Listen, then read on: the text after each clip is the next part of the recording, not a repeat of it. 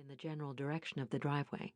Charity could not see a house from where she sat, but suspected one hid beyond the cluster of evergreen trees and hedges lining this side of the road.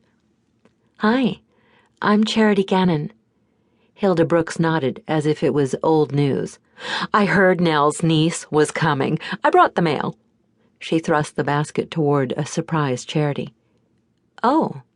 Frown lines crinkled Charity's brow as she stared down at the 24 or more envelopes inside the basket, topped with a jar of preserves.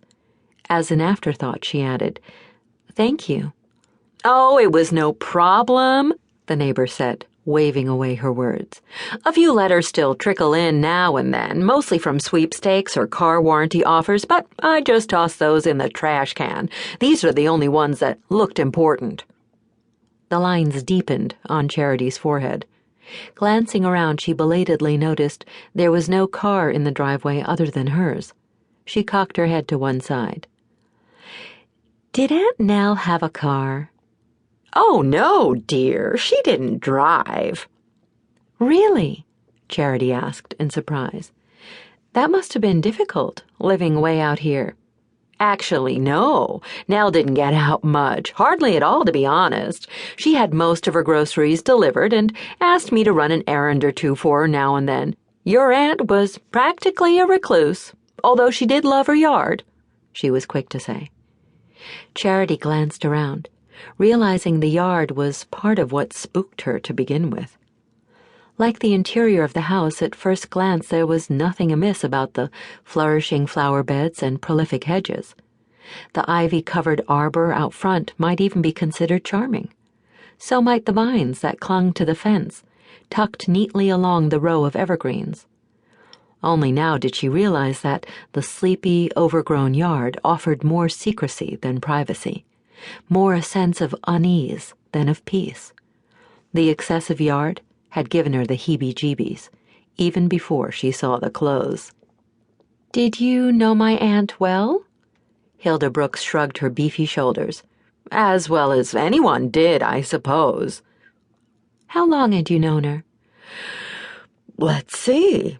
We moved here before my Tommy was born, so about 40 years, I think. Yes, that sounds about right. Oh, my, how time flies." Charity made the appropriate murmur of agreement, although she was eager to ask her next question. "What can you tell me about my aunt?" "Well, she was your aunt," the woman softly chided. "We didn't see each other very often. I live in Maryland," Charity explained. "Like I said, Nell didn't get out very often. Not in the last 30 years or so. But she was a good neighbor, all the same. I would drop by to visit, and we talked on the phone at least once a week. I've truly missed her since she's been gone." "I'm sure you do," Charity offered her sympathy. "Are you the one who cleaned out her refrigerator?" "Yes, I didn't want there to be any spoiled food to worry about." "Thank you for that. It was very thoughtful of you." "Nell would have done the same for me. Well, if she had left this yard anyway."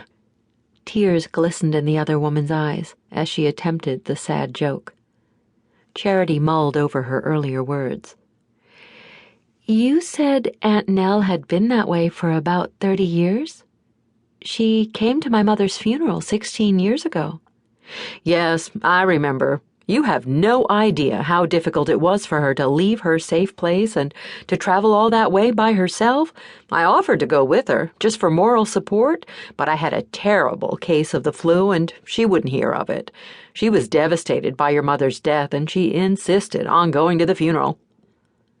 Simply hearing the story made Charity's heart ache. She could not imagine being so terrified of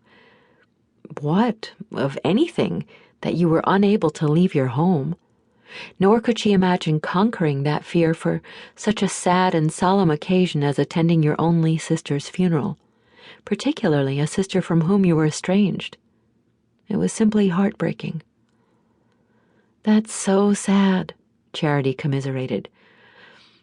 What happened to make her become like that?" she asked, with sincere curiosity.